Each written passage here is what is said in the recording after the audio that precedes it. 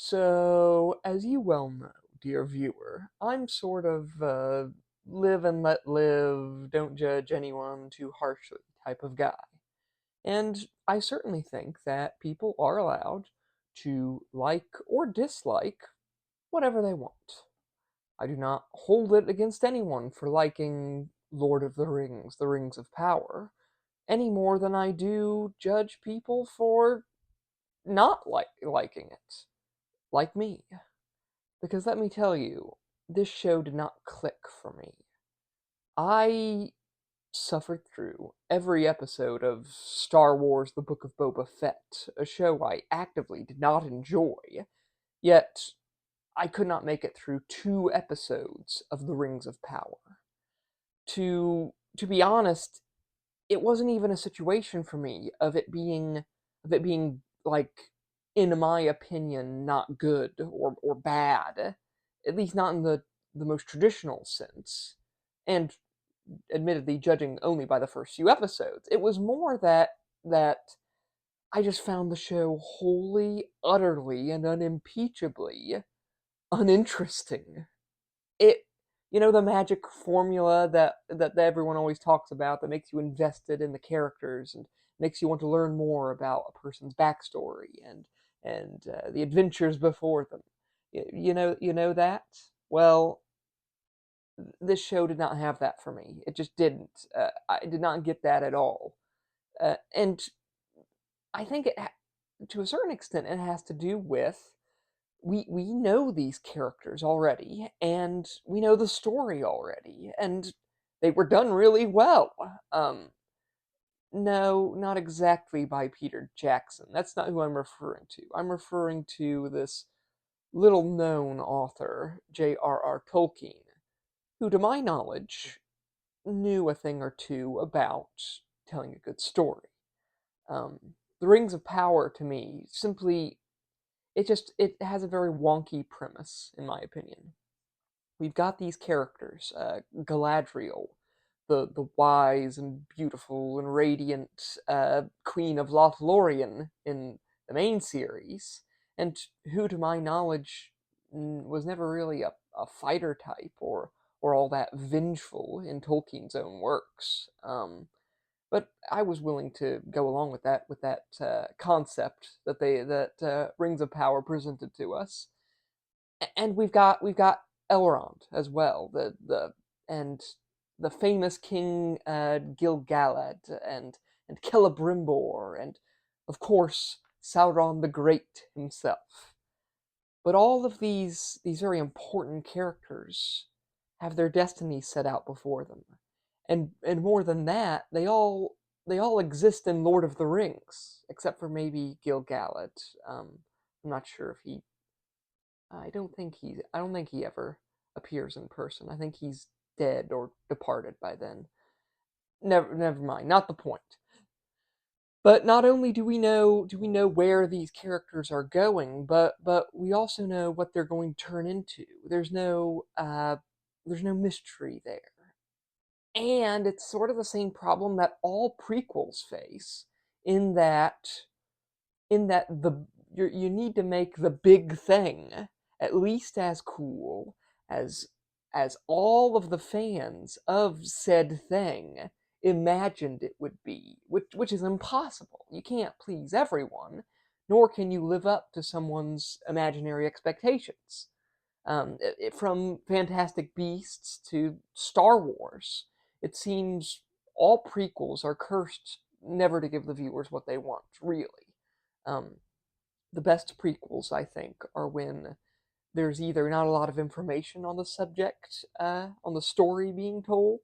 War of the Rohirrim looks excellent, by the way. Or if there just is a lot of conflicting sources and mysteries surrounding the story, like in House of the Dragon. Although even that is still starting to face some of the old not as good as what we imagined situation. Uh, and Rings of Power is just a little off. Even all that aside, it's just we get these very odd takes for the characters. Like I said, wise, empathic Galadriel being portrayed as this hot-headed warrior with seemingly no interest in anything magical per se. Um, Gil-galad, this great king, is kind of dumb and gullible in the end, and the great warrior and scholar and wise man that is Elrond is seemingly nothing more than a small-minded speechwriter, and not to mention our girl Galadriel's number one fan, which, like I said, is they're just odd choices, and they could be valid choices nevertheless. And I think the writers were gunning for showing us the journey of these characters, from showing how they grow into these powerful beings that we see in the main series. But I think they laid it on a bit too thick, with these characters being almost unrecognizable to the ones the fans are actually familiar with. I think maybe they could have peppered a bit more familiar characteristics into Galadriel and Elrond, at least, making them seem like different versions of the well known characters, as opposed to entirely different people and like altogether. But that's just me. I don't know. Some of the lore they got wrong too, and to be honest, some of the sets felt cheap. Like given the all the money that went into the show. Don't get me wrong, it's pretty, but compared to House of the Dragon, which had a similar budget, there's no contest.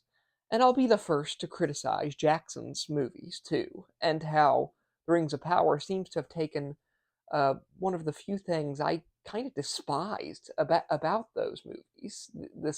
The absurd, unnecessary violence that Tolkien would not have appreciated, being anti-war as like one of his main personality traits. Um, and Rings of Power just ran with it, making Galadriel a warrior and ruthless and this sort of soldiery type. Violence was not something Tolkien wished to promote, except in the most dire and necessary of circumstances, in self-defense primarily. Um, and instead the tradition that Jackson began with Gandalf kicking Denethor onto the pyre, or Aragorn chopping off the mouth of Sauron's head, events that did not happen in the books. It just sort of, yeah, it rubs me the wrong way. Let me put it that way. And like I said, it's a lot of little things and a very uninteresting, unimaginative, un Tolkien plot, which made me bail on The Rings of Power.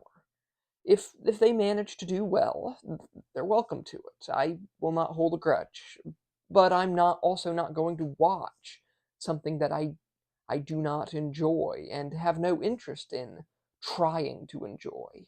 I've learned that lesson. I watched the Hobbit trilogy, the Star Wars prequels, and I've read much too much of The Wheel of Time. I have got a Timothy Zahn book to finish. Please and thank you.